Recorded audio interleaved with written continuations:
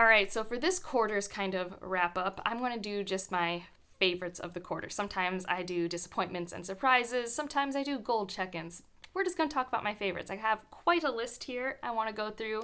Went down memory lane the other day and just started writing down books, and I want to talk about books that I love today, and so that's what we're going to do. We're going to talk about the books that I read in July, August, and September that I really liked, that really made my life really happy, special. I don't know. They were great reads. They were books that made me want to read, and that's my favorite thing. So starting with The Night Watchman by Louise Erdrich, one of my favorite authors in the non-SFF area.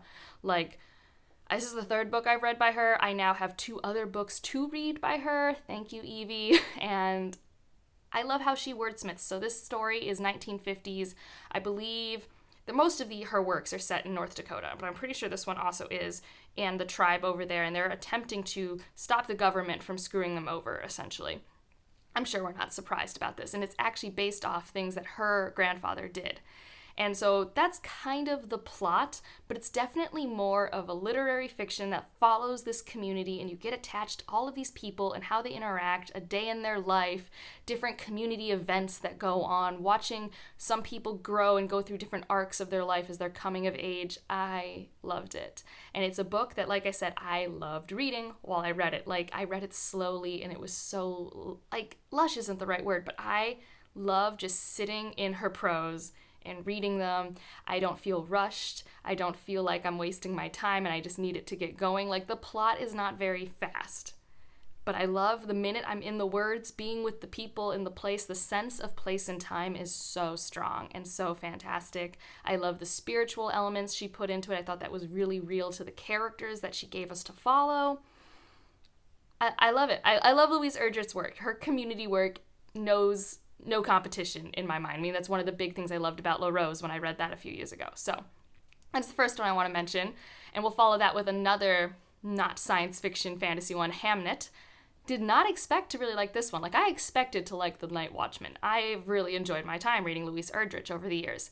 I've never read anything by this author. I didn't know what it was about. I mean, I knew it was about a take on Shakespeare's life. So when Shakespeare lost his son Hamnet, which inspired the play Hamlet, you know, let's say that he lost his son by the plague or a disease of some kind. I don't know if it was actually the Black Plague, but the son dies from a disease and following the grief of Shakespeare and his wife. So I knew that, but I didn't know it was also going to be about the love story of Shakespeare and his wife and how they met and how they formed their family and what his life in this village might have been like. Like, a lot of this is speculation.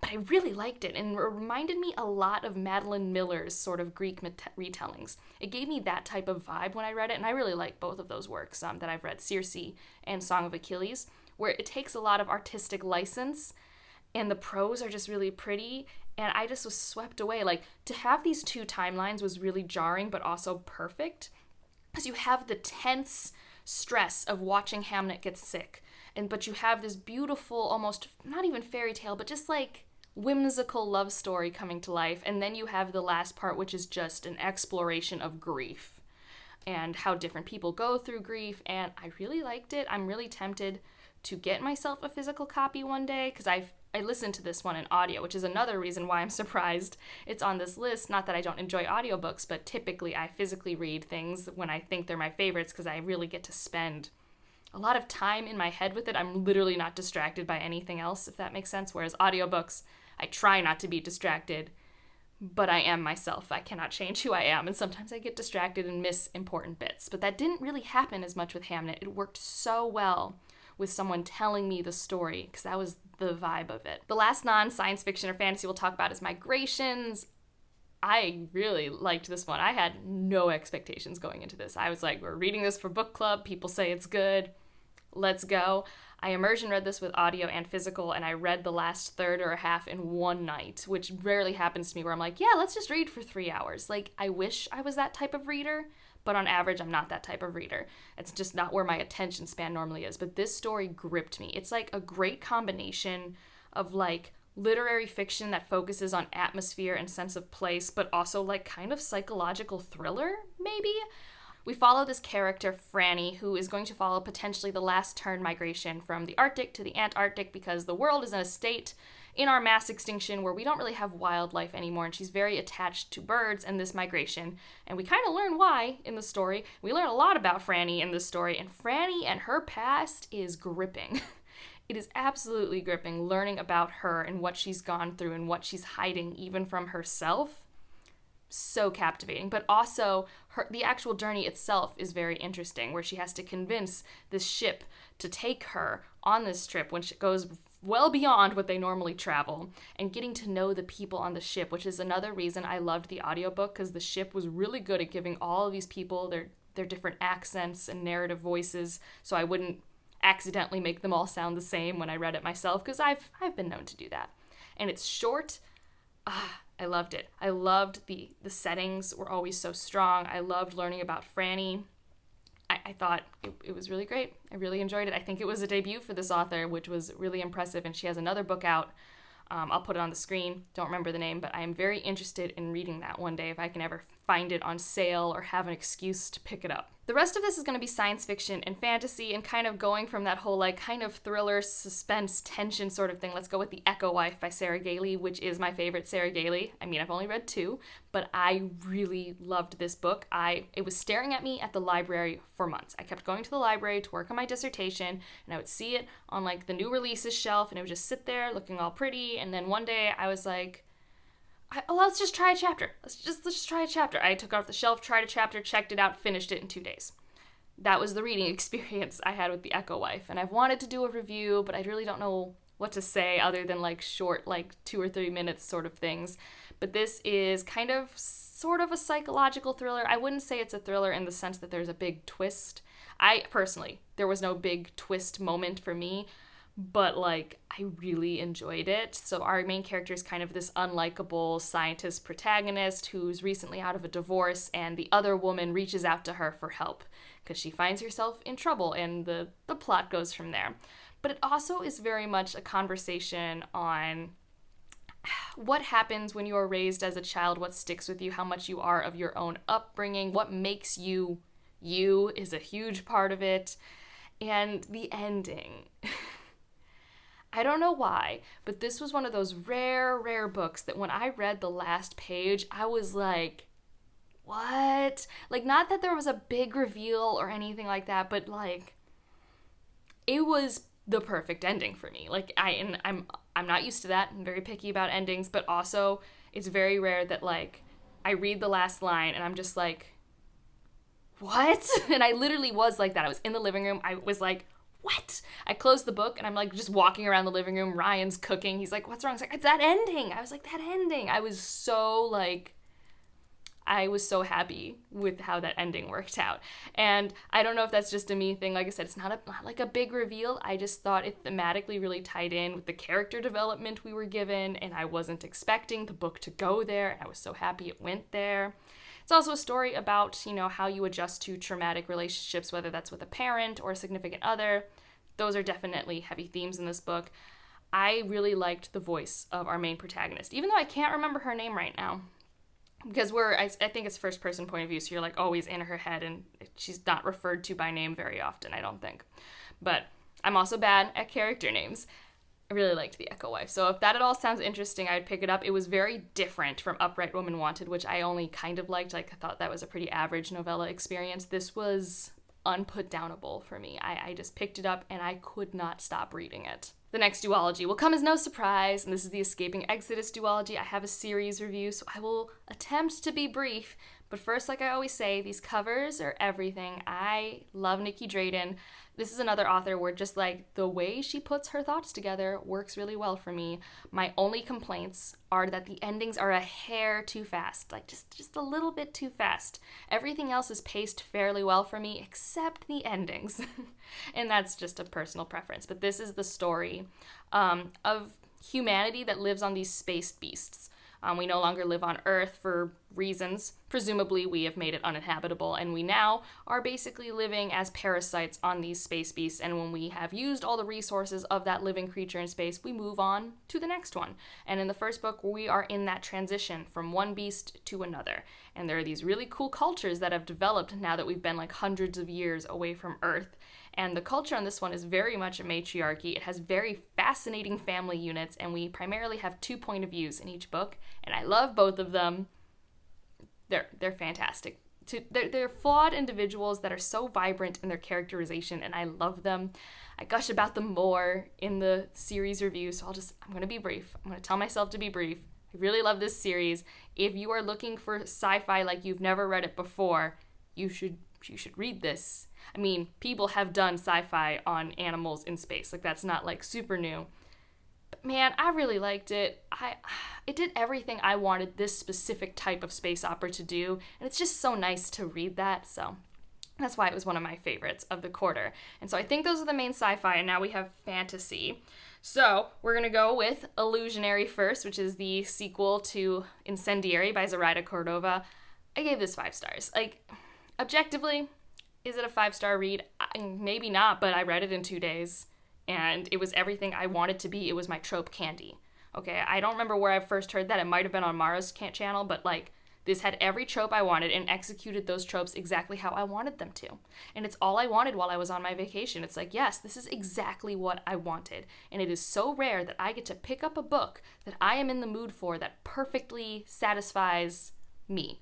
And this was so good. I am going to link Audrey's wrap-up down below, because Audrey talks about Illusionary in ways that I cannot even attempt to talk about. I try, and all I am is just like a person that goes like, I love this. I love this so much.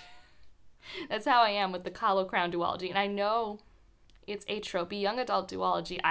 If you pick this up on my recommendation, do not come to me saying it was more of what you've already read in the past as a complaint.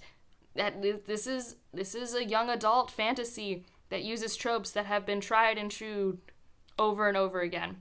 And I just happen to really like how she executed it. I think part of it is that it didn't overstay its welcome. I liked the setting. I liked the magic. I really, really liked one of the characters, and I can't say who it is, but I really liked one of the characters, and that's probably one of the large reasons why I really enjoyed this. I also had a great time with The Boy with Fire, which is an indie book that I picked up this year. This was an indie book I picked up because of a panel that I did, and I didn't know what I'd think of it. I was hoping I'd like it, and I loved it. I bought myself a copy. I am, like, very excited for when the author's, like, second book done, because I need it. It's, like, sci-fantasy that I really wanted to consume. I loved the world building. I loved the multi-POV. It was just a really good political sci-fantasy. I just really enjoyed that. The political tensions, just the world felt so realized, and I couldn't look away, and I really loved the characters. So I really enjoyed The Boy with Fire that I picked up. And then we'll talk about Lady Trent. I have read so much Lady Trent at this point, but I think in the first quarter I read 3 of them. I'm currently on book 5. This series has given me so much life. I liked the first book a fair bit. I think physically reading it while on vacation was a little slow for like the mindset I was in, but then I switched to audiobook, and Lady Trent is one of my favorite characters. She's fantastic. I don't even know how to describe why I love this series so much, because in all reality, the plot is not gripping, and the world is not new. The world is very much a kind of a carbon copy of ours with a Victorian setting, and we've changed the names of a lot of places. But it's like, when we go to some areas, I'm like, yes, this is the equivalent of Africa, or this is Asia, or this is, I don't know, the Philippines. Like, it's very much like that, but it has different names. So, like, the world building's not that unique. I don't really care about the science parts. I'll be honest. I feel like a lot of people think that I care about the science parts of these books. I do not. They're fine. It's whatever. I care about Lady Trent. I care about her, and solely her. I mean, I do like the parts in the science where she's like, science is not apolitical. And I'm like, yes, science has never been apolitical. Like, we would like it to be bipartisan. But science is always being done with research money that is always being funded in a political atmosphere. We always have our biases. Like, so much of medical literature is based off prejudice on how we got that literature and data. Like, science cannot be looked at in a vacuum. When you look at its results, you have to think about who the people were who got the data and did the experiment. Like, nothing is perfect. And I really like that part of the science. But really, I just love Lady Trent. Like, she's so sassy. She's so sassy and just like such a strong woman. I love the relationships and the interactions and the troubles she gets into. I love her. Isabel's great. So that obviously had to be on this list. And then I guess this is probably, the next one's my favorite, right? Let me check my list to make sure I didn't forget anything. Yeah, this is my favorite. If you are not new to the channel, you know this. Ship of Destiny. I mean, I bought these really nice hardback editions because I love the live ship traders so much. I have spoiler chats for all 3 books. I have a should you read for the series. I have a spoiler for your review for Ship of Magic. I participated in a Robin Hobb tag with my friend Stephanie. I was part of a Robin Hobb World Hoppers Gush video. I love the live ship traders series with my entire being. It is so good. I wasn't going to give my mom Robin Hobb to read because Farseer is so sad at times. Tragic is probably a better word. I read Live Ship. I gave that to her. I'm like, you will read this. It's so good. I love it so much. It's everything I love about reading fantasy. Like, there is not a moment where I'm like, no, this is why I read fantasy. Like, this is it. This climactic moment, this thing. Like, that's why I love multi-point of view epic fantasy. Live Ship Traders is the definition of how I fell in love with this genre without using that series. Like, that wasn't obviously my entry point. And I'm so glad I finally got into it and got over the hurdle of being burned by Assassin's Quest. Because I don't hate Assassin's Quest. I think it's a very good book, and I know it's only going to be better for me as I continue Realm of the Elderlings. I know. But at the time, I was also reading The Great Hunt, and both of those books are very slow. So I was a little burnt on very slow-paced fantasy at the time. So those are my favorites of the third quarter. I had a great time. I mean, honestly, I couldn't make like a disappointments list because I think I didn't have any disappointments. It was honestly a pretty strong reading quarter, and I'm not mad about it. I mean, it'd be nice to have more content. Like, I do have some things I could have talked about, but I'll just save that for the end of the year. That'll happen later. What were your highlights of the quarter? What are books I should be having on my radar? And if you want to leave an emoji, leave a boat for Ship of Destiny, of course, or an anchor, whatever you feel. And like, if you liked it, subscribe if you want to, and I'll see you in the next one. Bye.